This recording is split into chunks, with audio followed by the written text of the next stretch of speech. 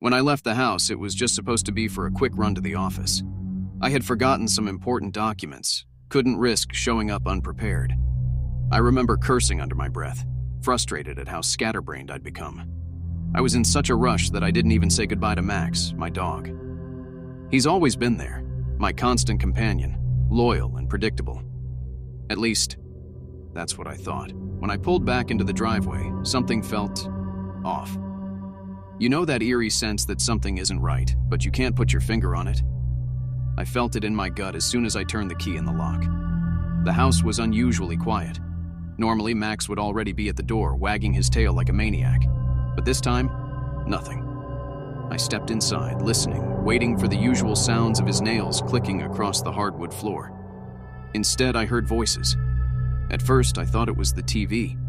Maybe I'd forgotten to turn it off. But as I moved closer to the living room, I realized that wasn't it. The voice was coming from the other side of the wall, a deep, muffled conversation. "Don't worry, I'll get rid of him soon." It felt like a punch to the gut. I stopped dead in my tracks. That voice. It was familiar but wrong in a way I couldn't explain. My heart raced. My mind struggled to make sense of it. Was someone in my house? But then I realized the voice was coming from Max. My dog was standing on his hind legs back to me, one paw holding my cell phone to his ear. He spoke again, his voice cold, calculating, human. "No, he hasn't noticed anything yet, but I'll take care of it." Max's body jerked slightly, and I saw his ear twitch. He'd heard me. He slowly turned, lowering the phone from his ear. I saw his eyes, and they weren't Max's eyes. They were wrong. Not just in color, but in something deeper, like something was behind them, watching me, something that shouldn't be there. For a long moment, neither of us moved. I was paralyzed, trying to process what I was seeing. Max just stared at me, head tilted, as if he was waiting for something. I couldn't even feel my hands gripping the doorframe. I was so numb with shock. Then, he wagged his tail. The sudden normalcy of it, his tail wagging like nothing had happened, shattered something inside me. The world around me felt distorted, like reality had just cracked. "Max!" I choked out. My voice sounded foreign to me, trembling and weak. Max blinked, then tilted his head again, as if trying to understand why I was acting strange. He dropped back down onto all fours, slowly, casually. The phone slipped from his paw and fell onto the couch. He padded over to me, tail still wagging. I stepped back, but he was already at my feet, looking up at me like the loyal pet he'd always been. The same old dog I'd had for years. I wanted to run. I wanted to get out of the house, but my legs felt like concrete. I forced myself to kneel down and pet him, my hand shaking as I touched his fur. He leaned into my palm like always, warm and familiar.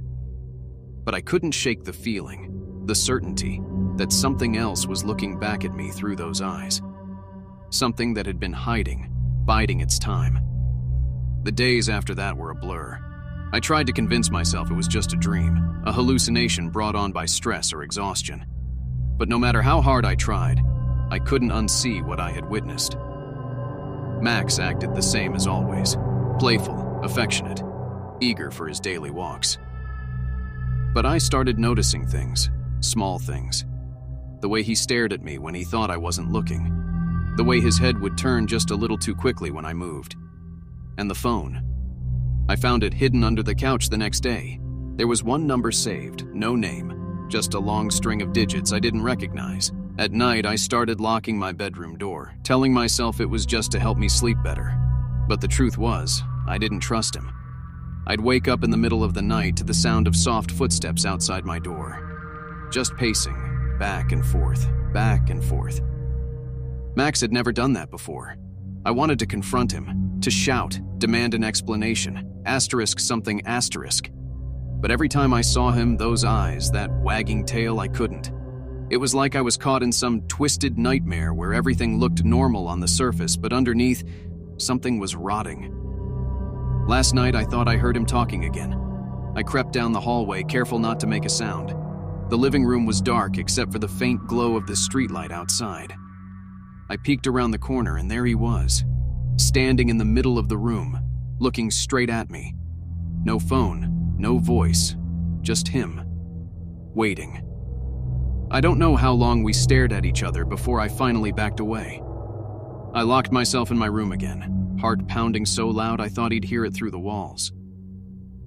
This morning, he's been following me more closely than ever.